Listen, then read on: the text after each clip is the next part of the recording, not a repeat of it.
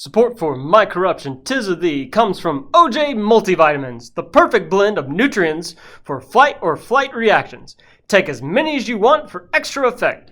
OJ Multivitamins for when you need a good offense and defense. Ready, OJ? Ready.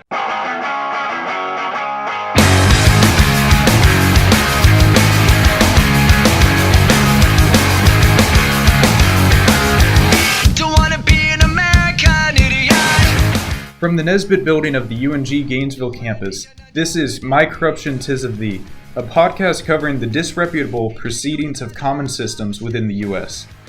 Today we are investigating the judicial system and how it allows high-profile criminals to walk away free while innocent people are unjustly locked away in jail for the rest of their lives. I'm Jason, joined by Nuno, Stephanie, Eric, and Natalia. As English students, we have studied, analyzed, and ultimately reached a conclusion regarding these cases. Now we can release the information to our audiences. For all of our younger listeners, we will cover mature topics. Listener discretion is advised.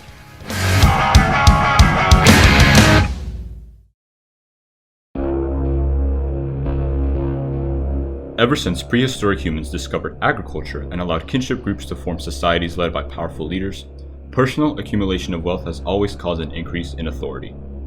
While in the past, wealthy elites could use their money to hire guards to physically protect their estates, today we see money used to grant a different type of protection, legal protection. In the modern American judicial system, money and fame is consistently used to grant exemption from being found guilty of crime. Imagine you are faced with deciding who committed a murder.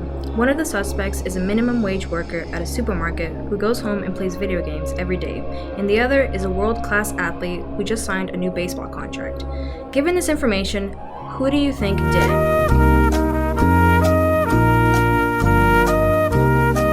Society would have you believe that the celebrity is less likely to commit such a crime because surely they must be a good person in order to achieve all that they have, right? In reality, people with fame often abuse said fame for personal gain, whether for monetary advantages or for other primitive desires. Today, the expanding #MeToo movement pushes to increase society's belief of victim stories, especially those of sexual assault. The movement faces resistance due to society's refusal to admit that they are wrong. We don't like to know that our childhood heroes are abusers, and cognitive dissonance leads us to choose between admitting fault for our incorrect judgments or turning a blind eye to the victims and their stories. The precursor to the modern #MeToo movement were the allegations against Bill Cosby, accusing him of sexually assaulting multiple women over several decades. Already a household name by the 1980s, reporters were reluctant to publish stories about women who came forward and admitted to being assaulted by Cosby. The trend continued for the next few decades as the public was not ready to face the fact that the seemingly innocent America's dad was actually a horrible person behind the scenes. Reporters knew society wasn't ready, so they stayed quiet. It took nearly half a century for the allegations to become public, and for Cosby to face justice for his crimes.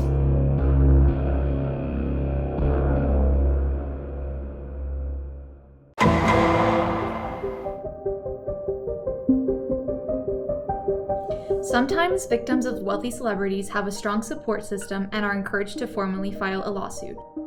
As mentioned, the #MeToo movement has been successfully striving towards a society where victims of sexual assault are not shamed for speaking out, and as a result, such stories have become more prevalent in the media. Yet, in many cases, even when a wealthy criminal is legally accused, the case never proceeds as expected. The victim drops the suit in return for a settlement.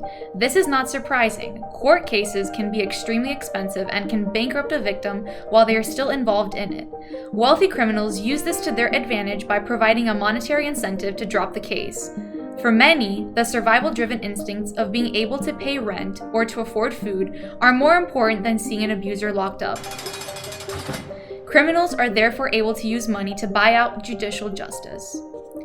These types of cases are disturbingly common. For example, in 2013, an anonymous victim filed a lawsuit against an officer of the Department of Corrections in New York. She claimed that horrible sexual acts were forced onto her by an officer and some of his colleagues. Just this week, the city of said department, Rikers Island, agreed to pay $1.2 million in settlement fees for the victim to drop the case. This is an unmistakable case of judicial corruption, as the city government is using their vast expanse of money, some of which was surely taxed from the victim herself, to silence her and obstruct justice to defend their own staff. Corruption implies that the system is at fault. In this case, the system itself is abusing its powers to win court cases against its victims.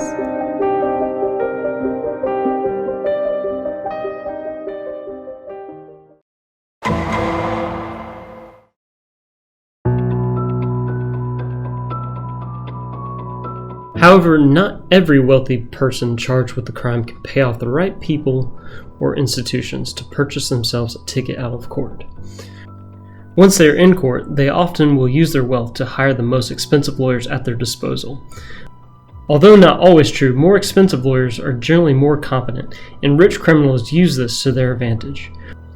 With money being a seemingly endless resource, justice can once again be bought instead of earned. In reality, court is more like a game, where the skill of the people involved decides the winner and not the objective evidence.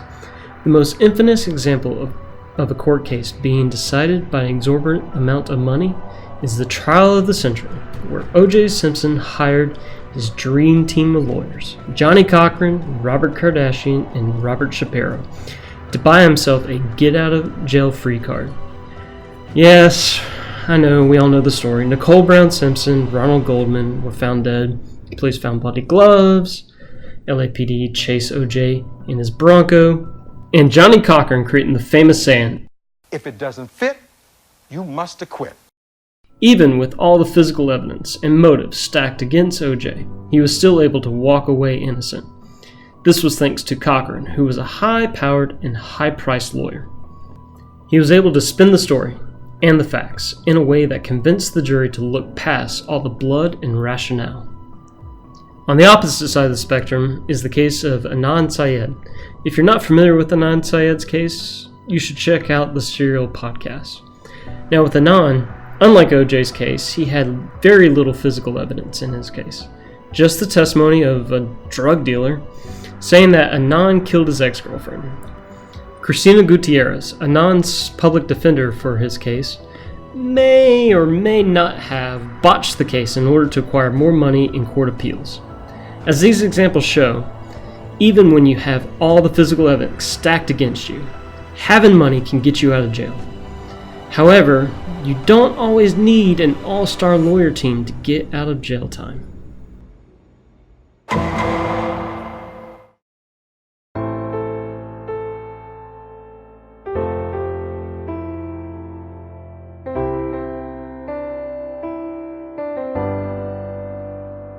Even when you have an all-star legal team in your back pocket, the case can be determined sheerly by outside pressure. In O.J.'s case, the majority of the prosecution's actions were influenced by surrounding racial tensions in the time. The character of the LAPD was called into question following the Rodney King incident 4 years prior. This played right into O.J.'s hand during both his arrest and trial. They allowed O.J. to turn himself into the police at a time convenient for him, and when he didn't show up, the detectives called Shapiro and gave him another hour. Adnan did not get the same hospitality. In fact, the police showed up to his house in the middle of the night and arrested him while he was still sleeping. FBI, open up! The police were more lenient with O.J., a major football star, than a kid from a Baltimore high school. But special treatment from the police isn't the only benefit of being famous. Let's talk hypothetical here. We have a defendant in court, and this person is famous. Their court case is televised to the nation. During the case, either the prosecution or defense slip up and use inadmissible evidence in court. This just instigated a huge problem. The piece of evidence that was not supposed to be brought to attention of the jury now needs to be replaced in a new trial due to the jury pool being contaminated. Every news media outlet will be talking about the debacle. How can they get a fair trial if the public knows every aspect of their case? Billy Soles didn't think he got a fair trial. That's right. We don't have to get a hypothetical. We already have a case that even went to the Supreme Court. In 1963, Billy, who was famous because he was an associate of Lyndon Johnson, was convicted of swindling and fraud. His trial was televised, and in his appeal, he stated it was impossible to get a fair trial due to the presence of television cameras and journalists in the courtroom. The U.S. Supreme Court agreed and cleared him of all charges. 8 years later, he was convicted of other fraud charges. Thanks to this ruling, even if OJ was convicted of murdering his ex-wife and Ronald Goldman, all he would have to say is that he did not get a fair trial due to the case being broadcasted all over the news.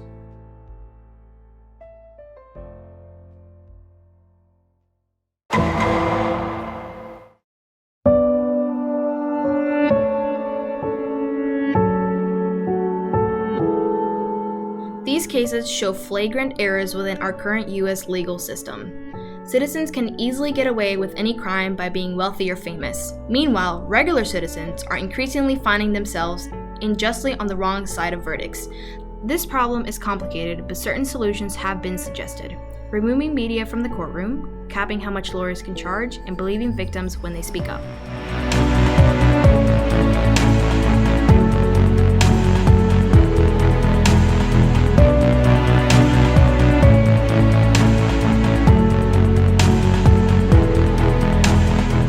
Thank you for listening to My Corruption, 'Tis of Thee. Nuna Carvalho and Eric Wood are our script writers, Stephanie Popa is our chief editor, Natalia Ramos is our production manager, and Jason Croissantberry is our Jason-in-chief. Until next time.